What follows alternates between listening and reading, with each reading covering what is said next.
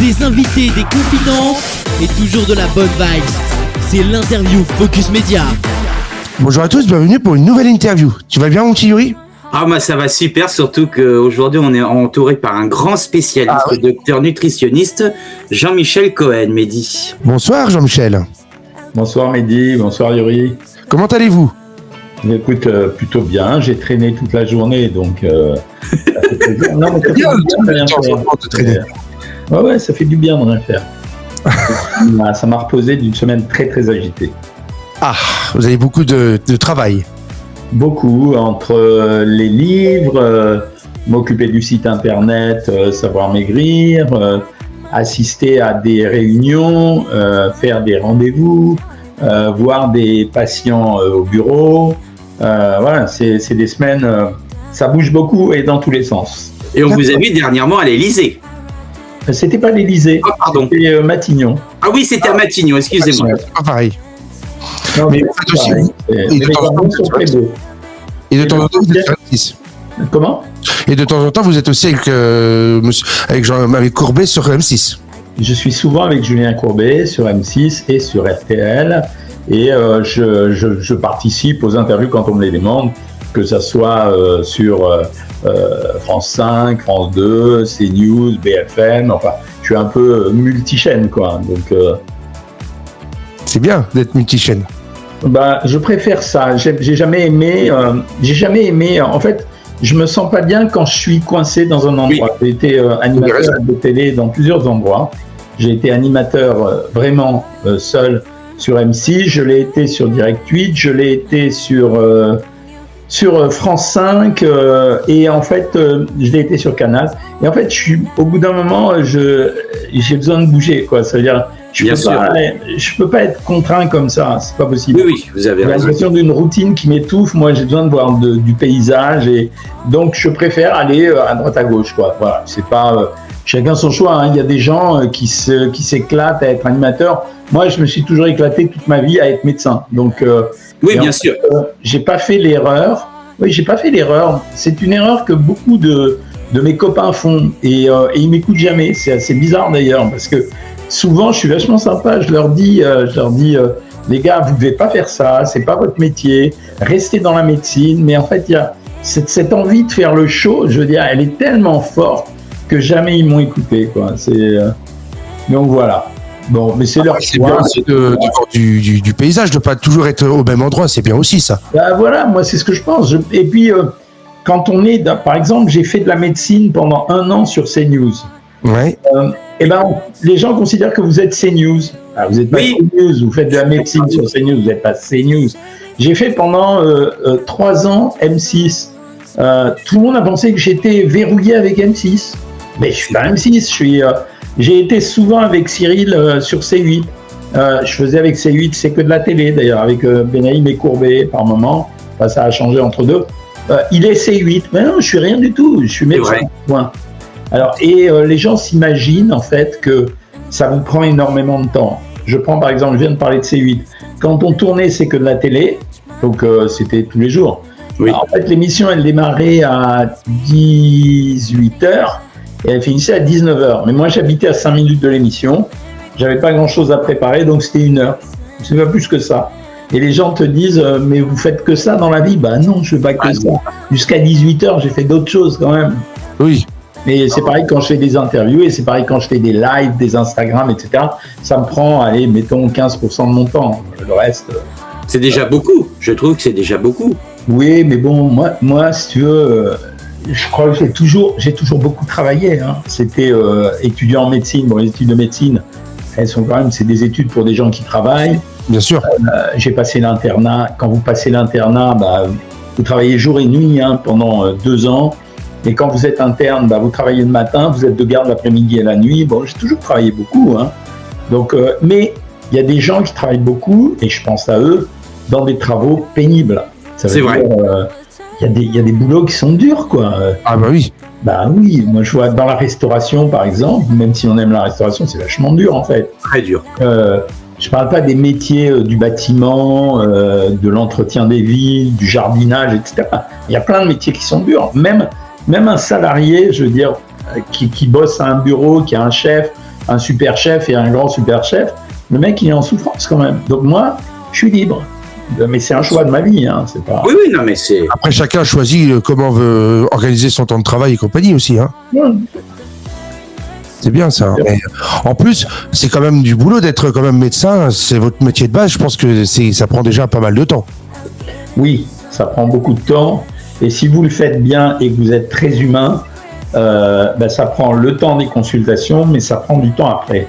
Ça veut dire, par exemple, moi, sur mon WhatsApp, j'ai beaucoup de gens, j'ai donné à beaucoup de mes patients mon WhatsApp. Pourquoi ? Parce que ils sont en angoisse, stressés ou qu'ils ont des besoins. Au moins, je peux communiquer, ils ne sont pas angoissés, ils savent que je suis joignable. Et comme je suis un ultra connecté, en fait, ils ont des réponses immédiates. Donc voilà, mais ça, c'est mon côté, j'aime les gens, quoi. Mais d'ailleurs, on ne peut pas être médecin si on n'aime pas les gens. Oui, Ah non, mais un médecin qui n'aime pas les gens, de toute façon, c'est un mauvais médecin. J'allais vous le dire.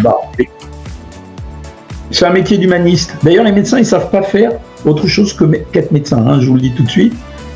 Ils essayent souvent, ils se prennent pour des hommes d'affaires, hein, ils achètent des trucs à droite à gauche. La plupart du temps, ils se font avoir. Un médecin, il sait soigner. Il ne connaît pas la comptabilité, il ne connaît pas les affaires, et il est plutôt confiant. Donc le médecin, il doit soigner, point barre. C'est vrai. Parce qu'après, on tombe sur des sacrés médecins qui prennent les gens, c'est à la foulée. Pour moi, c'est pas un médecin. Il prend pas le temps avec son patient. Ça, je suis pas tout à fait d'accord avec toi. Bâcler un patient, c'est pas bien. Mais il y a beaucoup d'actes en médecine qui ne demandent pas beaucoup de temps pour un médecin. Ça veut dire, oui. Les gens, ils ont l'impression qu'un bon médecin, c'est au temps passé. C'est pas vrai. Moi, j'ai travaillé quand j'étais jeune, que j'avais besoin d'argent parce que on venait d'avoir un enfant, j'étais à l'hôpital, c'était des petits salaires, on avait des besoins. J'ai travaillé chez un médecin qui voyait 70 personnes par jour. Ah ouais. Et le mec, mais vraiment, il avait un sens diagnostique et des réflexes. Oh, c'était génial. Je veux dire, le type se trompait jamais. Mais pourquoi ? Parce qu'il avait construit des systèmes de logique. Donc après, le médecin qui papote, qui raconte sa vie ou qui écoute la vie des autres, mais qui a oublié l'essentiel, c'est pas bien non plus. En fait, il faut calculer le temps en fonction de la maladie. Quand quelqu'un arrive avec mal à la gorge, franchement, quand j'avais des externes à l'hôpital, ils examinaient le patient du bout des orteils jusqu'à la pointe de l'oreille. Et quand il a mal à la gorge, il a mal à la gorge. Tu ouvres, tu regardes, c'est jaune, c'est blanc, c'est rouge. Oui, tout à fait. Il faut donner, il y en a pour 4 minutes, même dans mon domaine d'activité. Après des années d'expérience, hein, je veux dire, c'est pas non plus, c'est pas comme quand j'étais gamin. Mais quand une personne rentre très très très rapidement, je sais ce qui se passe. Mais vraiment, mais si vous saviez, c'est à mourir de rire. Je peux laisser parler les gens parce qu'ils ont besoin de parler. Mais moi, je sais déjà, il est rentré. C'est incroyable. Assis, déjà l'œil nous permet de synthétiser beaucoup de choses. Il m'a dit 2-3 mots. Je vois sa corpulence, sa taille. Tout est un indicateur pour moi. Et en 5 minutes, la plupart du temps, oui. La plupart du temps, je sais ce qu'il y a. Et en général, j'ai bâti un tel panel de solutions en ce qui me concerne, que finalement, 5-6 minutes après, je prends plus de temps à expliquer aux gens qu'à réfléchir et à diagnostiquer. Mais vous avez toujours fait de la nutrition ou vous avez une autre formation en médecine ?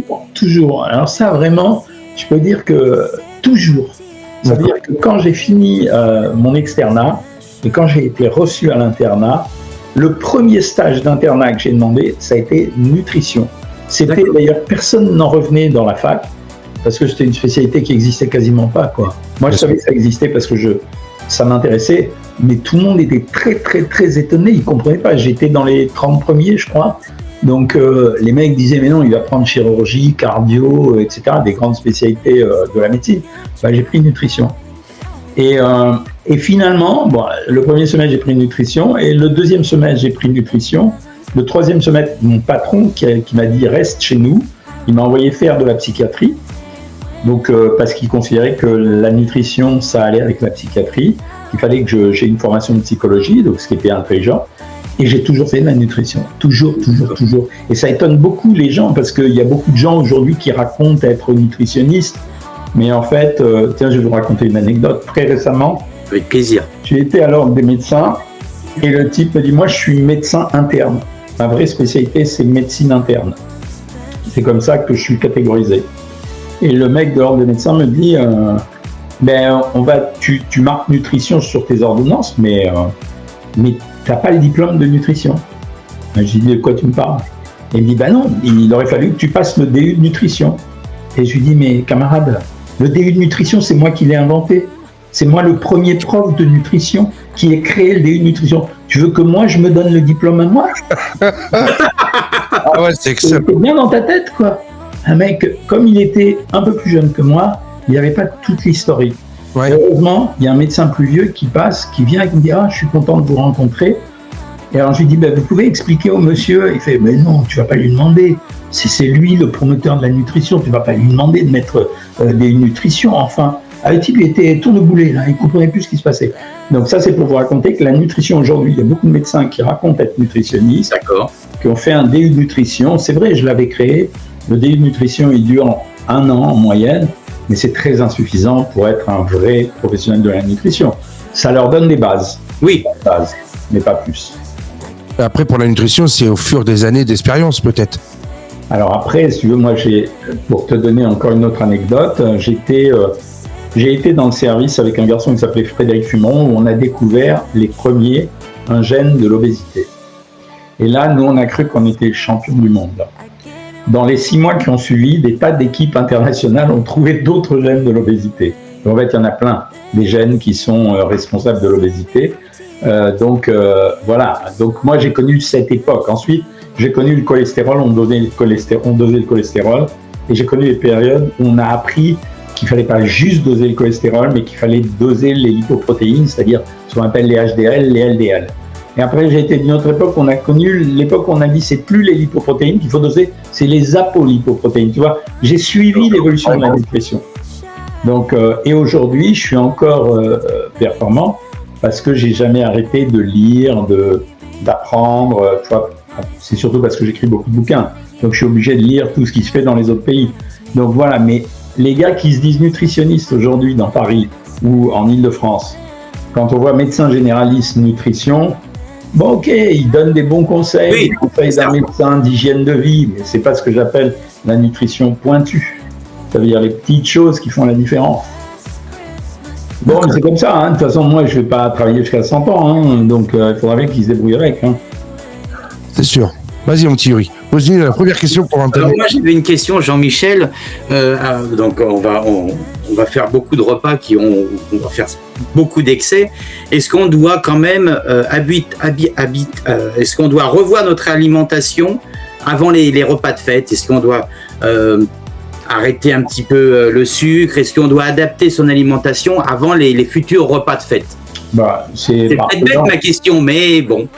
Non, c'est la prudence. Il y a 2 possibilités. Soit on mange comme on a l'habitude, on fait les écarts, et entre les 2 fêtes, on fait quasiment un régime maigre. D'accord. Le problème de la fête, c'est quoi? C'est qu'on va envoyer un bloc de cholestérol et de sucre. Oui. Je ne crois pas au principe de modération. Je veux dire, il y a des tas de mecs qui vont arriver et qui vont vous raconter, le soir de fête, il faut boire qu'un verre d'alcool, il faut essayer de manger, alors faut faire le poulet rôti et faut pas prendre de foie gras, etc. Ça n'existe pas. Ça veut dire le sens de la fête, c'est aussi dans la notion de fête, il y a la notion d'excès et il y a la notion de richesse alimentaire. C'est l'esprit de la fête. Donc 2 possibilités. Soit on se prépare avant, mais je pense que c'est pas bien parce que se préparer avant, parce qu'en fait ça déculpabilise, donc on va se lâcher encore plus sur le repas de fête. Moi, je préfère les gens qui vont manger le 24 et peut-être le 25 à midi, qui vont du 25 au soir jusqu'au 31 à midi faire un régime maigre. Ça veut dire ce que j'appelle un régime maigre. C'est-à-dire que le matin, ils vont prendre un yaourt, un fruit, ou un petit morceau de pain avec un petit bout de fromage ou un œuf. À midi, ils vont prendre une assiette de salade. Ils assaisonneront très peu. Ils prendront un filet de poulet ou un filet de poisson ou une omelette avec des légumes, un yaourt et un fruit, et ils referont pareil la même chose le soir.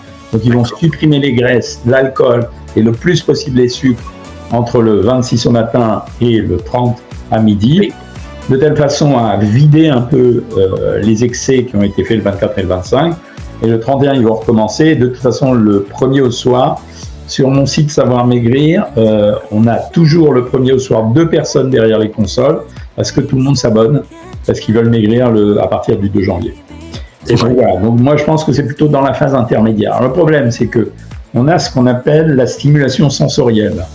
Ça veut dire que pendant cette période, il va y avoir une circulation de nourriture qui est beaucoup plus intense que tout le reste. C'est vrai.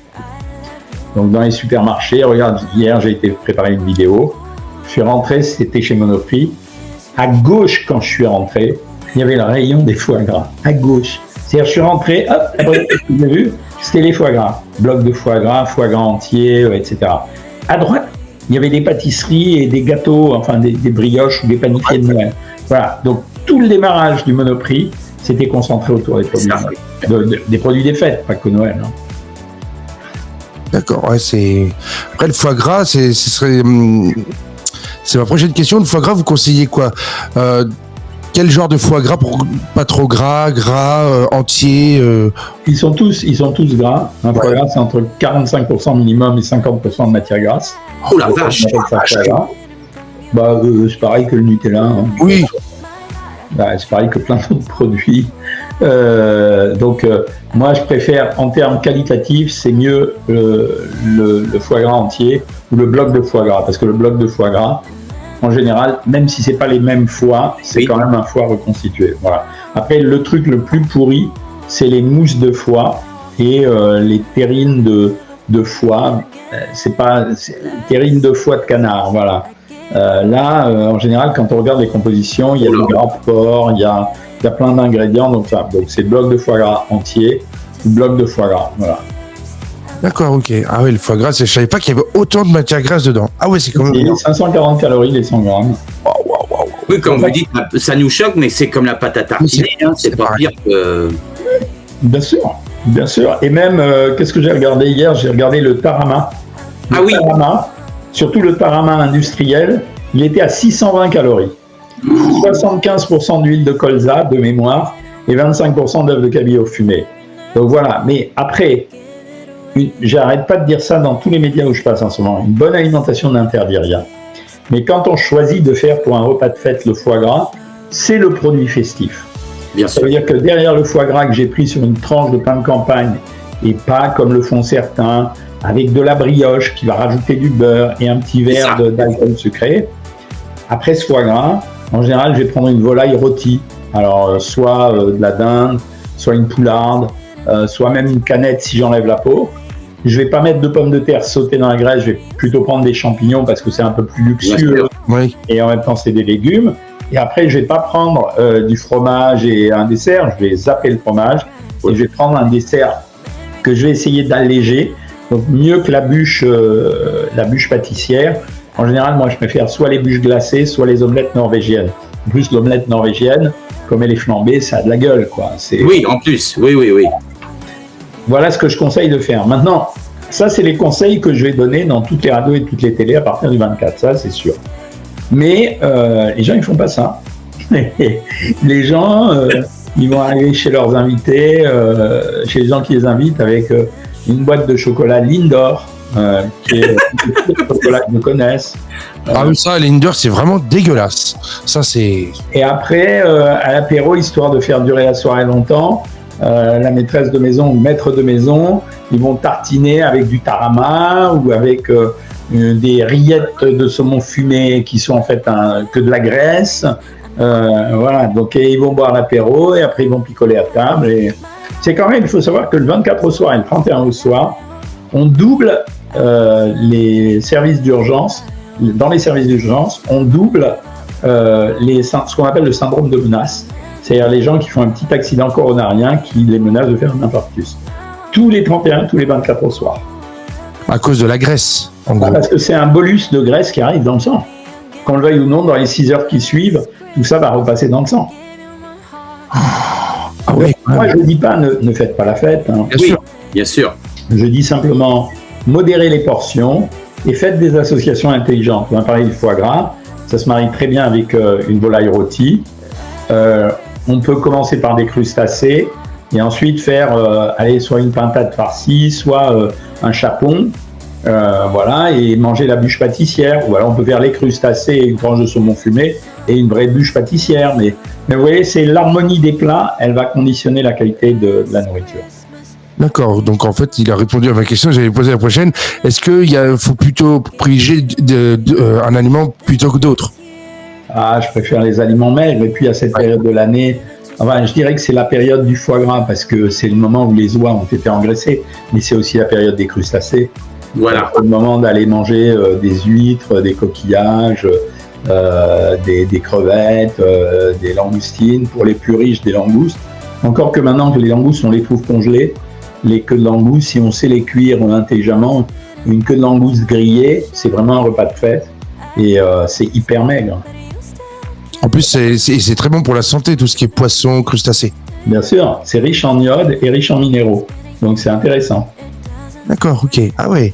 Moi, de toute façon, je suis pas très crustacé, mais voilà. Mais d'autres aiment bien, mais oui. C'est vrai. Et vas-y, mon petit Yuri, je te laisse. Alors moi j'ai envie de parler du saumon, Jean-Michel. Alors qu'est-ce que vous pouvez nous conseiller? Alors bon, bien sûr, sans faire d'excès. Ça c'est le mot qu'on emploie pendant les fêtes. Saumon fumé sauvage, Norvège, Écosse, et voire peut-être que la truite fumée est peut-être, je suppose, moins grasse que le saumon fumé. Alors dans le courant de la semaine, vous aurez sur YouTube D'accord. Une vidéo que j'ai faite exclusivement sur le saumon, où j'ai été dans une boutique de prestige qui s'appelle Caviari, délicatessen, où on m'a expliqué toutes les différences entre tous les saumons et où j'ai également testé les saumons de supermarché. Donc j'ai fait les deux. D'accord. En fait, le saumon sauvage, en général, c'est un saumon plus petit en taille. Il est plus maigre, donc il est moins moelleux, mais il a une chair plus ferme. Il contient des oméga 3, mais moins que les autres saumons, puisque justement, il contient que 3 à 4% de graisse. Alors que les saumons d'élevage, on peut monter jusqu'à 10-12% de graisse, avec beaucoup d'oméga 3. Maintenant, les saumons sauvages, à part les saumons d'Irlande, alors il faut faire attention aux saumons d'Irlande, parce qu'il y a une maladie qui s'appelle le pouls du saumon, qui est très fréquente dans les saumons d'Irlande. Donc à part les saumons d'Irlande, les saumons d'élevage aujourd'hui, on a débarrassé à peu près tous les saumons d'insecticides. Ils ont une chair un peu plus moelleuse, un peu plus longue en bouche parce qu'il y a plus de graisse. Ils contiennent à peu près autant de protéines, 20 grammes au lieu de 22 grammes de protéines.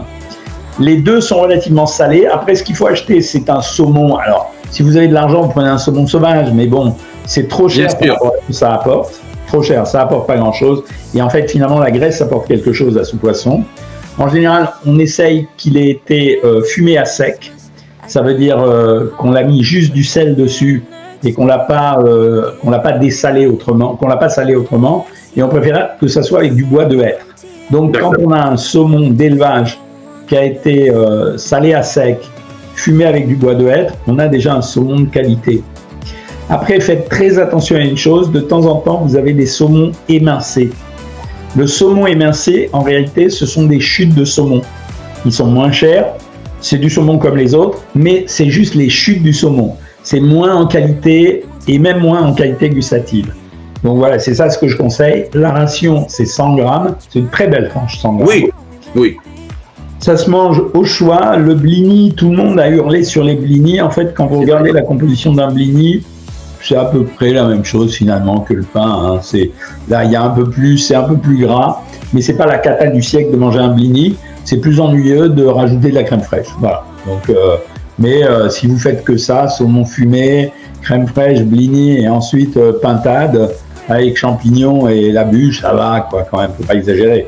On n'est pas au régime le 24 au soir. Non.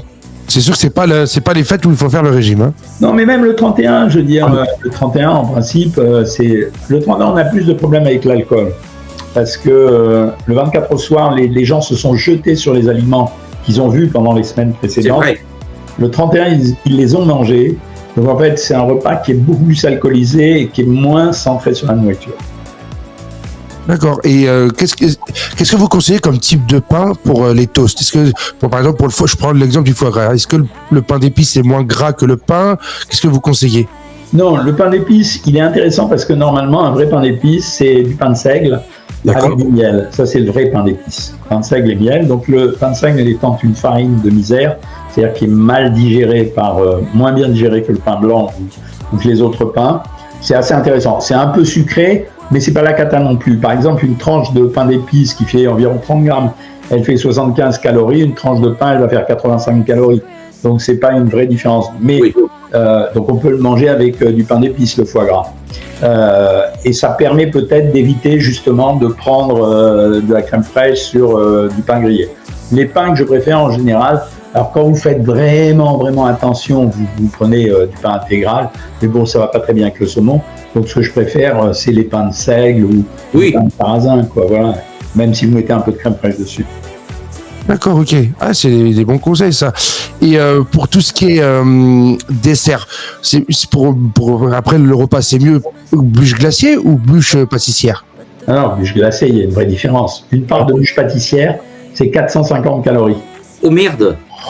Ouais, c'est chaud, hein. Donc déjà, le mec qui a mangé 100 grammes de foie gras et 100 grammes de bûche pâtissière, ce qui n'est pas beaucoup hein, pour une bûche pâtissière, il s'est déjà fait 1000 calories. En plus, la bûche pâtissière, elle a deux problèmes. Elle se mange très vite, elle n'a pas d'effet rassasiant parce qu'elle est moelleuse, roulée, donc on peut mal contrôler la quantité. La bûche glacée, par contre, elle est intéressante parce que c'est du lait sucré, hein, c'est rien d'autre, hein, c'est de la glace avec un peu de meringue au-dessus, c'est des protéines en plus. Elle fait en moyenne la part de 200 à 250 calories, donc il y a une vraie réduction.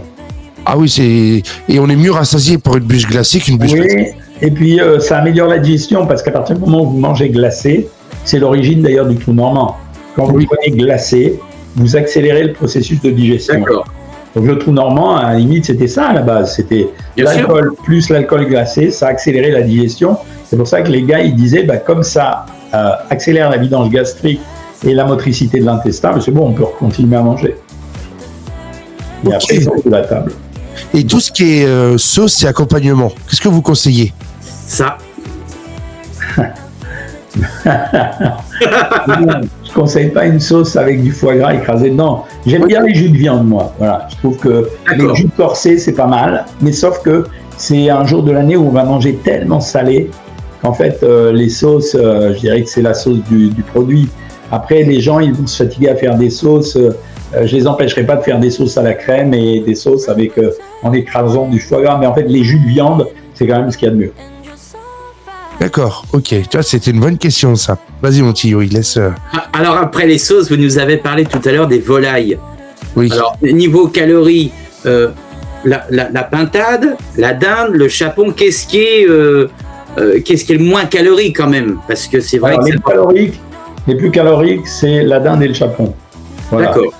Chapon et dinde, chapon et poularde. D'accord. Les plus caloriques. Vous savez ce que c'est? Un chapon, c'est un coq qui a été castré. Une poularde, c'est un poulet qu'on a gardé plus longtemps et qu'on a engraissé. D'accord. Là, on compte en moyenne entre 250 et 270 calories pour 100 grammes. Après, la dinde est un produit relativement intéressant, mais elle est sèche. Donc les gens, souvent, l'agrémentent avec de la sauce. Ouais. La meilleure, c'est vraiment la pintade. Évidemment, c'est un produit maigre, c'est un gibier. Ça se mange justement avec des champignons encore une fois. Et là, si on fait une petite sauce, même légèrement crémeuse, ça va bien. Et après, on peut prendre de l'oie. L'oie est un produit calorique, mais là, pour manger une oie, en général, il faut être minimum 10-12 à table. C'est comme le chapon. Et c'est une viande également qui est relativement sèche. Mais ce sont des viandes qui servent à se farcir. Donc, c'est une combinaison qui n'est pas intéressante entre la sauce, la farce et le produit gras. C'est pas très intéressant. Donc, moi, je dirais que la pintade, c'est ce qu'il y a de mieux. Après, il y a la canette. La canette aussi, c'est un produit de saison. Et si vraiment vous avez envie de vous faire plaisir, c'est la saison du chapon. Alors faites un chapon. Le chapon, ça n'a pas besoin de beaucoup de sauce parce que la viande est très très moelleuse puisque c'est une viande engraissée. Donc ça se marie très bien avec justement le petit jus de viande et même s'il y a un peu de légumes à côté, comme la pintade avec du chou, s'il y a un peu de légumes, des champignons, même s'il y a quelques pommes de terre sautées, ça ira bien. Un petit peu, avec un petit peu de marron quand même, non? Ou ça on n'a pas le droit? Les marrons, c'est des féculents. Oui. On comparait ça comme à des pommes de terre. Voilà, c'est la même chose. Si vous voulez des marrons, c'est pareil que les pommes de terre.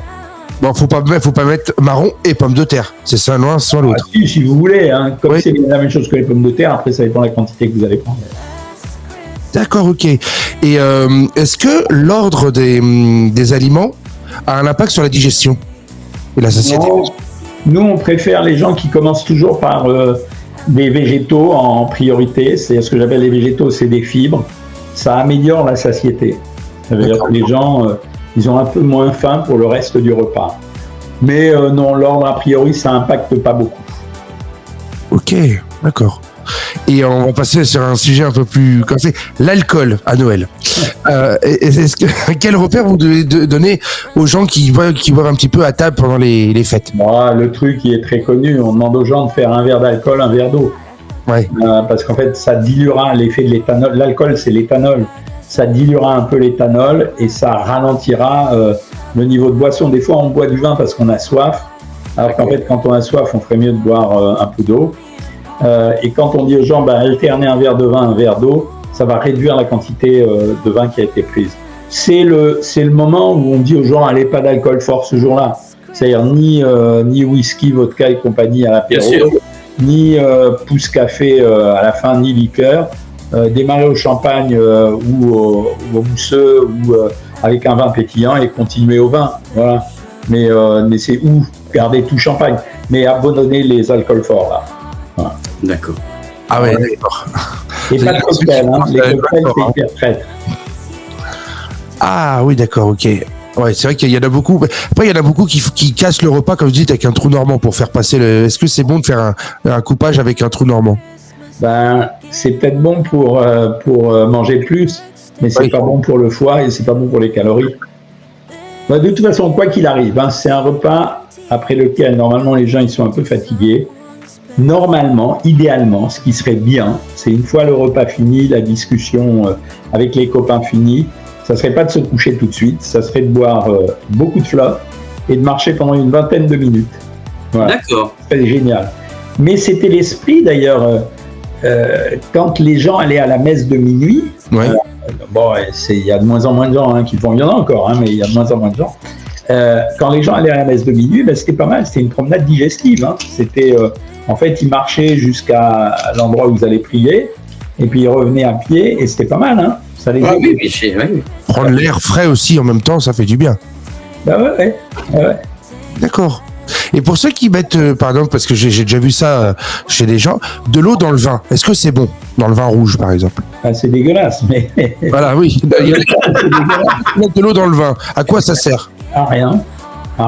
J'aurais vraiment pas intérêt. Autant boire du vin, on peut admettre qu'on aime le vin parce que c'est bon. Oui. Sans mettre de l'eau dans le vin, vraiment, faut être tordu, quoi.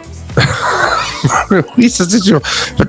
Après, je vois pas l'intérêt de couper le vin avec de l'eau. Autant pas prendre de vin ou boire le vin pur. Boire le vin, absolument d'accord avec vous. Absolument. Je comprends pas. J'ai vu déjà des gens faire ça. Je trouve pas l'intérêt de faire ça. Mais bon, après. Je suis d'accord. C'est vrai. Vas-y, mon petit Yuri, je te laisse. Alors, moi, j'avais une dernière question. Je sais que vous allez me disputer, puisque on a quand même le droit de se faire plaisir avec un petit peu de chocolat, des petits bonbons de chocolat, mais quel chocolat est le mieux? J'ai une petite idée.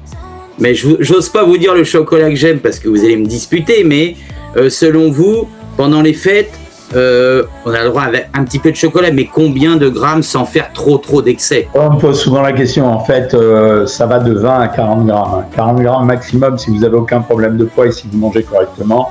20 grammes si vous êtes au régime, maximum. Après, les meilleurs des chocolats, en fait, je ne vais pas faire le coup classique de dire aller chez un chocolatier parce que c'est évident. En fait, quand vous achetez des chocolats dans les grandes surfaces, vous achetez des bonbons de chocolat. Voilà. Ça n'a rien à voir avec le chocolat, c'est des bonbons de chocolat. Ça se mange, Bien sûr. Les bonbons de chocolat, c'est simplement, on a mis du chocolat avec du sucre et de la graisse. Alors, le chocolat, c'est déjà un peu de sucre et un peu de graisse, mais c'est des sucres lents, puisque c'est la poudre de cacao. Mais on a rajouté du sucre et on a rajouté des graisses, pas toujours de bonne qualité. Donc, quand vous achetez du chocolat, c'est vrai que les chocolatiers ou votre boulanger ou votre pâtissier, il fait lui-même ou s'il achète chez un vrai chocolatier, c'est quand même meilleur. Il y a des folies, il y a des modes de chocolat, voilà.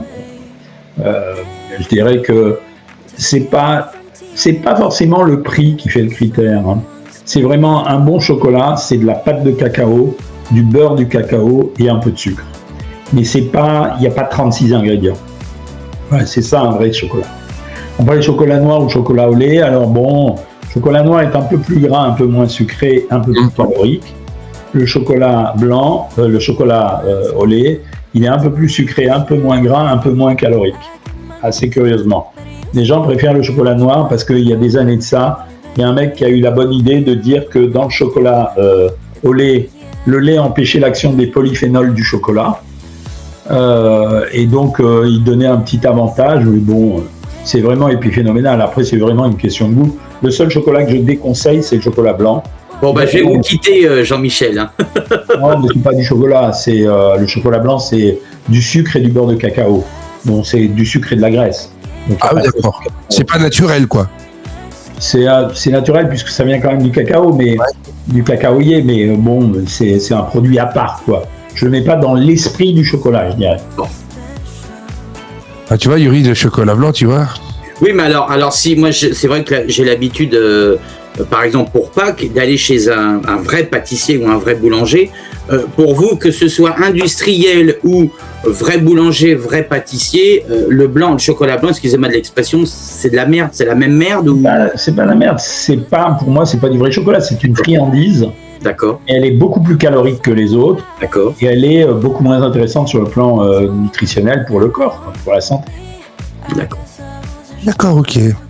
Et est-ce que le jeûne, par exemple, après les fêtes, est-ce que c'est bien? Ça dépend du temps. D'abord, moi, je trouve pas que ça soit très intéressant parce que c'est mieux d'alimenter un peu le corps. Bien sûr.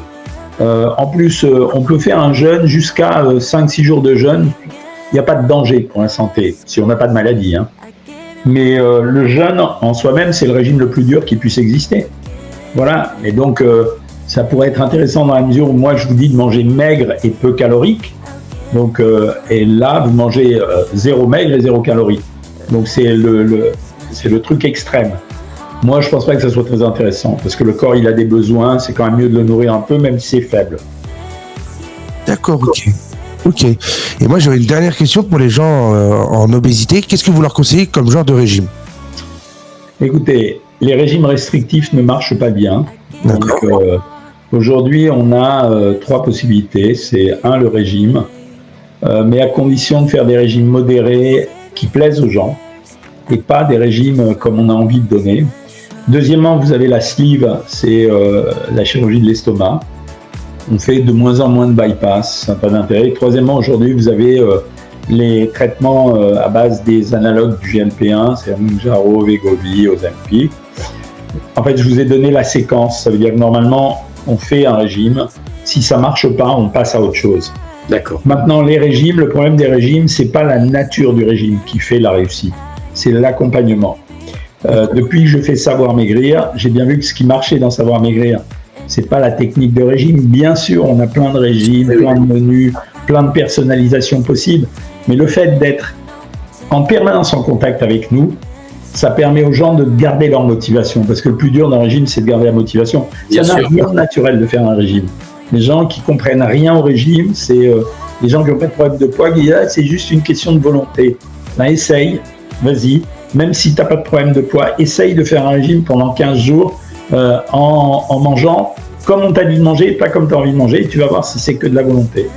Voilà, donc moi je dis qu'aujourd'hui j'ai trouvé la méthode la plus délicate, je dirais, pour faire maigrir les gens, en sachant que je n'ai pas 100% de réussite sur le site, mais on est à 70%, ce qui est déjà beaucoup mieux que la plupart des systèmes, mais avec des gens qui sont vraiment heureux de faire le régime, où on leur donne des idées, on leur envoie des vidéos tous les jours, des recettes, des menus, ils ont une communauté, une diététicienne qui peut leur parler, blablabla. Donc voilà, ça c'était ça. Et ça, ce système, je l'ai inventé parce que j'avais tellement de patients qui m'appelaient et qui venaient de toute la France juste pour me voir qu'à un moment donné, je disais pas possible, quoi. Il faut trouver autre chose.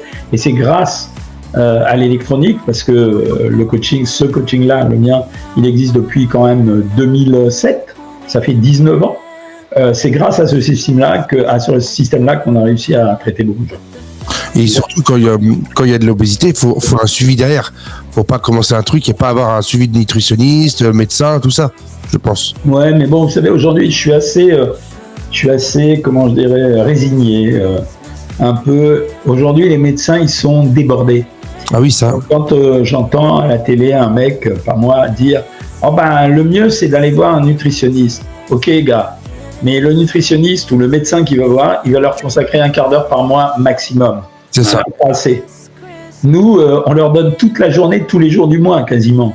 Donc là, il y a un vrai accompagnement. Donc c'est ça le vrai problème. Le vrai problème, il est là. C'est que quelqu'un qui a un problème de poids et qui cherche à maigrir, il a besoin de beaucoup de soutien. Donc, et on peut pas se contenter de les voir un quart d'heure tous les mois. Ça marche pas, ça. Bien sûr. Parce que moi, je peux vous dire, j'ai déjà essayé des régimes et comme je suis un peu en surpoids, moi, j'avais pas le suivi derrière, donc c'est vrai que j'ai beaucoup lâché. Et moi, on m'a dit les opérations. Oui, j'ai dit, c'est bien beau l'opération, mais avant de faire l'opération, il faut un suivi, il faut aussi essayer d'autres. Non, mais les opérations, c'est autre chose. Les opérations, oui, ça nécessite vraiment un vrai suivi. Hein. On ne peut pas se faire opérer et dire on est opéré, puis c'est fini. Hein, Voilà, c'est ça. Oui. Ah, non, ça n'existe pas, ça. Et même les analogues, les traitements à base de piqûres, c'est la même chose. Il faut un vrai suivi. C'est pas, je veux dire, on est dans de la médecine avec quand même des intrusions dans le corps. C'est pas rien. Bah, surtout une opération, que ce soit sleeve ou bypass, c'est pas une petite opération. Hein. Non, il y a des loupés. Hein. Il y a des conséquences aussi de l'opération, parce qu'il faut pas croire, il y a quand même des conséquences derrière. Bien sûr. Que ce soit pour le bypass ou pour la sleeve, il y a tout un suivi médicamenteux derrière aussi. Parce que Bien sûr. Donc c'est l'obésité, il faut pas prendre ça à la légère. Non, je suis d'accord. Bah merci, docteur. Alors je vous souhaite bonne fête, les garçons. Vous aussi, Jean-Michel, et merci beaucoup d'avoir accepté notre invitation. Avec plaisir. Bonne fin de soirée, merci à vous. Merci les garçons, salut. Salut. Des invités, des confidences et toujours de la bonne vibe. C'est l'interview Focus Média.